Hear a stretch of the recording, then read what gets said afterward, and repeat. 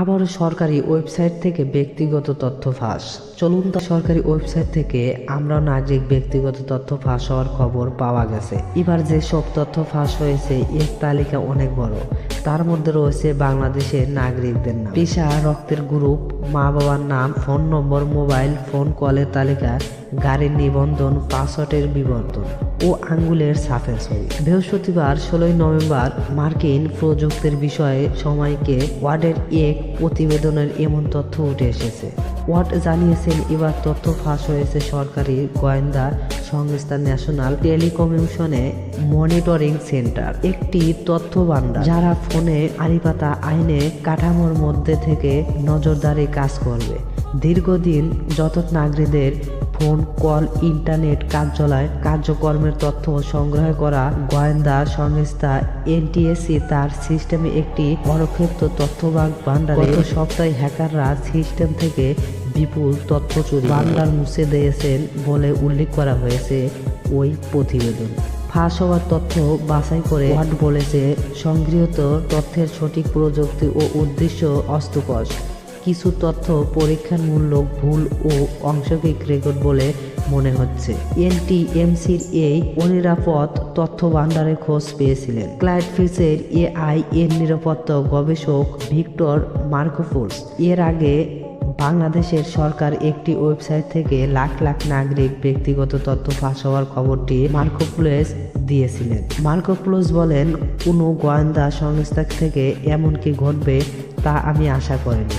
এমনকি যেসব তথ্য যদি সম্পর্কতা না হয় তারপরও যিনি জানান উন্নত তথ্য ভান্ডারের পাওয়ার একটি সঙ্গে যোগাযোগ করেছিলেন।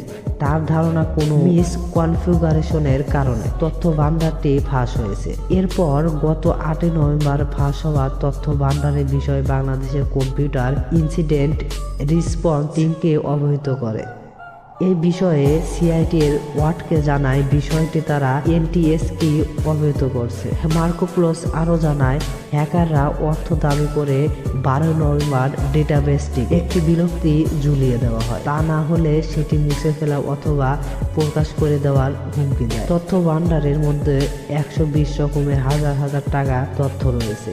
এগুলোর মধ্যে রয়েছে স্যাটেলাইটের কোনো এসএস, জন্ম নিবন্ধন, পিআইসি, পেরিমিটার ইনটোশন, ড্রাইভিং লাইসেন্স। টুইটার বলে জানান এ সাইবার নিরাপত্তা গবেষণার প্রতিবেদনে বলা হয়, উন্মুক্ত হয়ে পড়া এসব তথ্যের একটি বড় অংশ কে কখন কোথায় কিভাবে কি করে যোগাযোগ করেছেন সেসব তথ্য যেভাবে রয়েছে। ফোন কলের অডিও শোনা না গেলে ততক্ষণ কথা বলা হয়েছে, কে কাকে কল করেছে সেই নম্বর রয়েছে, কোন মানুষের অসবরণ ও যোগাযোগ ধরনের বুঝতে এসব মেটা ডেটা ব্যবহার করা যায়। এর আগে বাংলাদেশ সরকার একটি ওয়েবসাইট থেকে লাখ লাখ নাগরিকদের ব্যক্তি তথ্য ফাঁস হওয়ার খবর প্রকাশ করেছিলেন আমেরিকান ওয়েবসাইটে টেক্সটার।